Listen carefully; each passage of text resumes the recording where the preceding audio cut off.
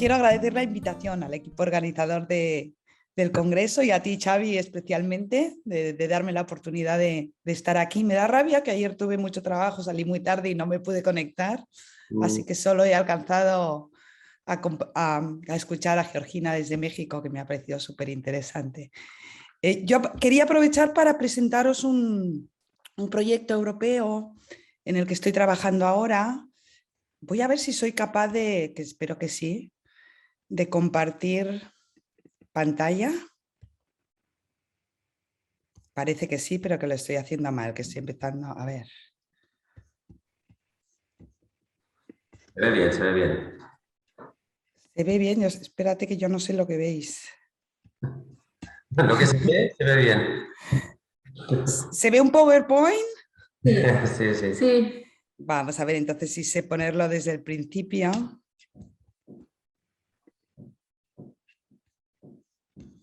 Pues no he sabido ponerlo desde el principio. Bueno, este proyecto que os quiero presentar nace precisamente de la experiencia nuestra desde el Grupo Afín y que habíamos recogido de profesionales, de familias, de que muchas veces en las familias adoptivas la escuela era un espacio complicado, era un espacio donde pasaban cosas que creíamos que no deberían de pasar y en las que se detectaba que muchas veces lo que estaba ocurriendo es que incluso profesorado con mucha experiencia, incluso con muy buenas intenciones, a veces metían la pata, por decirlo de alguna manera. Y sé que en este entorno no tengo que explicar mucho más porque sabéis de lo que estoy hablando, ¿no? Ahora Georgina ponía el ejemplo de la psicóloga y el árbol genealógico y de alguna manera, como decía alguien en el chat, creo que era Alberto, ¿no? Es como la idea, lo que se nos ocurrió es que los profesionales tendrían que venir formados de entrada, ¿no? Desde las universidades, porque la experiencia era, y yo lo he hecho muchos años en centros de recurso del profesorado de diversos sitios de España, los y las docentes que iban a los cursos de formación para entender, que niños y niñas con una infancia diferente no siempre reaccionaban igual que los demás niños y niñas, o que había determinados enfoques sobre, no sé, sobre la familia, el tema de los árboles genealógicos, que excluían a determinados niños y niñas de las aulas. Aunque os decía, los y las docentes que iban a esos cursos, las encuestas de satisfacción eran muy buenas, la gente decía haber aprendido mucho. Claro, de curso en curso, de 20 docentes en 20 docentes, no íbamos a acabar nunca, ¿no? Entonces, qué bueno sería si pudieran venir formados desde las universidades. Y ahí fue cuando nos planteamos pedirle a la Unión Europea que nos ayudara a financiar un proyecto en el que nos pudiéramos juntar gente de distintos países y tratar de elaborar, entre otras cosas, pero el producto principal del proyecto es un módulo formativo que se pueda incluir en las facultades de educación. Entonces, a partir de ahí empezamos a pensar, montamos este equipo de trabajo que es bastante interesante, estamos trabajando con gente de cuatro países distintos, somos 7 equipos. Por ejemplo, en Italia está la Universidad de Verona y el Ayuntamiento de Turín, porque lo que nos planteamos, que no os lo he dicho, es, eso lo habíamos visto en la adopción, lo habíamos visto también en niños y niñas que vivían en familias de acogida, y al final veíamos que muchos de los retos eran comunes, ¿no? Y qué bueno sería eso, si el profesorado viniera pudiendo acoger esa diversidad en las aulas y darle, un espacio acogedor, inclusivo, sensible también a sus necesidades. Os decía que los equipos de Italia están muy especializados en acogimiento familiar y residencial. Contactamos también con el Post-Adoption Center de Reino Unido, que nos llevan mucha ventaja, pensar que desde hace muchos años cada escuela en el Reino Unido recibe por niño o niña adoptado que está en la escuela un poquito más de 3.000 euros al año. ¿Vale? Con ese dinero se puede formar profesores, cambiar materiales para que también recojan la diversidad familiar o la diversidad de colores de piel o lo que sea. Se pueden hacer muchas cosas y de hecho hacen programas muy interesantes de sensibilización del profesorado, de darle estrategias. Siento un programa también sobre trauma, ¿no? Porque han ido saliendo solo de la adopción para hacerlo también como un poquito más amplio y aprovechan ese dinero para formar en lo que ellos llaman escuelas sensibles al trauma. Bueno, muy brevemente os cuento un poquito cómo nos planteamos el proyecto. Nos planteamos el proyecto primero con una primera fase de identificar cuáles eran las necesidades, qué competencias, qué conocimientos necesitaba el profesorado. Por otra parte, una recogida de buenas prácticas en los 4 países, de qué estaba funcionando, no os lo he dicho porque voy un poco acelerada. El equipo de Holanda, que se me quedó antes, el equipo de Holanda está especializado en lo que aquí se suelen denominar MENAs y que ellos los denominan con un nombre mucho más bonito, que es niños buscando asilo, ¿no? Y tienen también todo un programa en las escuelas para facilitar su inclusión escolar y su inclusión social, en definitiva. Entonces, intentamos recoger buenas prácticas, primero revisando lo que ya estaba escrito, la literatura que hay, nuestras propias investigaciones, y después realizando entrevistas y grupos focales, a veces con docentes o con responsables de centros educativos, pero también y sobre todo con personas jóvenes que habían sido adoptadas o que durante su infancia habían vivido en un centro o en una familia de acogida. Y estamos ahora elaborando ese módulo para incluir en las facultades de educación. Sí hemos elaborado, que ahora os pasaré por el chat, un manual muy sencillito, así como para profesionales de la educación, que lo puedan leer bastante fácil, todo esquematizado, pero que por lo menos tengan unas primeras ideas. Ese está para su libre descarga en internet, como lo estará el módulo formativo. O sea, la idea es que esto, a ver si puede servir, ¿no? Y bueno, y la última fase del proyecto, que la desarrollaremos a partir de septiembre, es una biblioteca online al estilo, en algún momento tuvimos hace mucho tiempo una biblioteca que se llamaba posadopción.org, de documentos muy cortitos en PDF que sirvan tanto a las familias como a otros profesionales, fundamentalmente del ámbito educativo, que trabajan con estos niños y niñas, con claves de distintas cosas, ¿no? Desde cómo enfocar el tema de los árboles genealógicos, por volver al ejemplo con el que estábamos, hasta determinadas reacciones que a veces son, de dónde vienen determinadas reacciones que a veces son interpretadas como falta de disciplina y entonces se sancionan y demás, y eso ya sabemos perfectamente por experiencia que no funciona, ¿no? Pero ayudar al profesor a entender qué hay detrás de esos comportamientos que ellos leen como disruptivos para poderle dar una respuesta es también la idea, ¿no? Pues a lo mejor hay un documento sobre FAS, un documento sobre las transiciones y los cambios, distintos temas que puedan ayudar al profesorado en distintos momentos.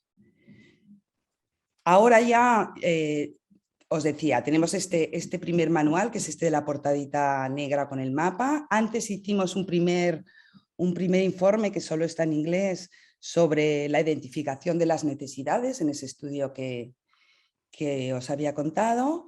Y ahora estamos, bueno, en la fase de desarrollar esos otros 2 productos que quedan, ¿no? El módulo para las facultades de educación y la biblioteca online. Muy brevemente, por mostraros un poquito este primer producto, así que está disponible en los 4 idiomas, más en gallego, porque la Junta de Galicia lo ha traducido al gallego.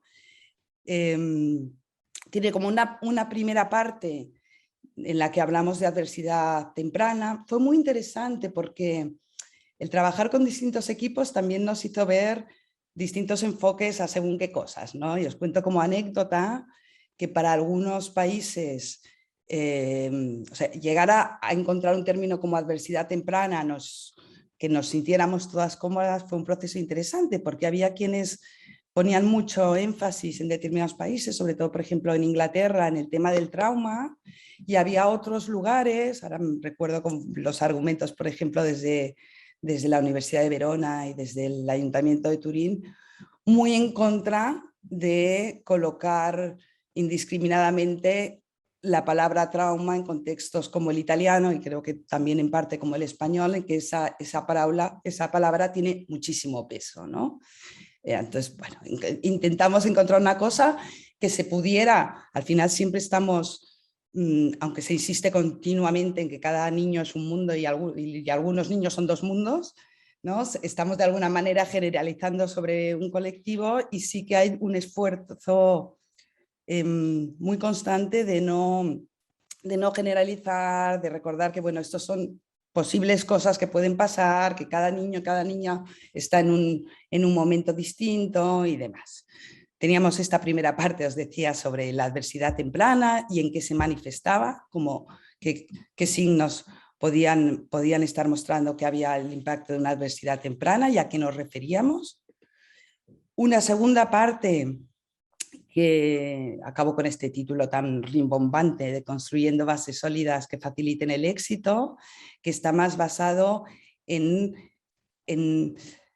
darles elementos de reflexión para trabajar no desde un enfoque del comportamiento, sino un enfoque relacional, ¿no? Y entonces hay mucho de cómo acompañar a niños y niñas en momentos que les pueden resultar difíciles, de cómo establecer una relación de confianza, de cómo convertirse de alguna manera en tutoras y tutores de resiliencia también desde la escuela.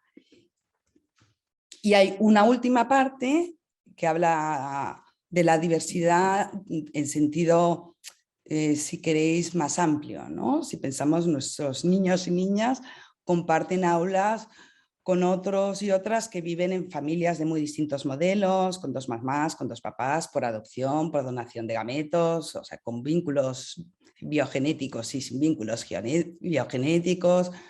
Algunos de ellos, como otros niños y niñas que vinieron con sus familias migrando desde otros países, tienen una apariencia física que les lleva a sufrir un trato discriminatorio y a sufrir el impacto de los prejuicios y de los estereotipos racistas, que hay unos elementos sobre cómo tratamos este tema, también pensando cómo tratamos los distintos países en las aulas, por ejemplo, ¿no? Que se daría para mucho, pero es una cosa muy, muy interesante, tanto la visión, yo qué sé, la visión que se da de África a veces, ¿no? Yo a veces cuando daba cursos a docentes mostraba imágenes de Nairobi, de ciudades que podían ser cualquier ciudad occidental que tenemos, ¿no? Esa imagen tan estereotipada de África como un país que necesita un rescate, por ejemplo.